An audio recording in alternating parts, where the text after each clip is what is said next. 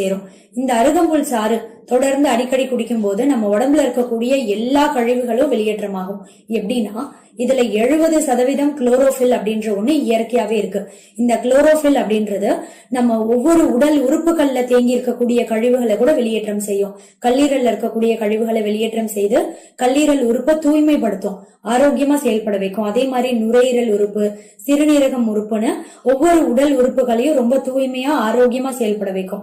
உடல் உறுப்பு மட்டும் கிடையாது, நம்ம ரத்தத்தையும் நல்லா சுத்தப்படுத்தும். ரத்தத்தை பியூரிஃபை பண்ணி ரத்தத்துல இருக்கக்கூடிய நச்சுக்கள் எல்லாத்தையும் வெளியேற்றம் செய்யும் போது ஒரு சில சருமம் சம்பந்தப்பட்ட வியாதி எல்லாம் கூட ஏற்படாம தடுக்க முடியும்.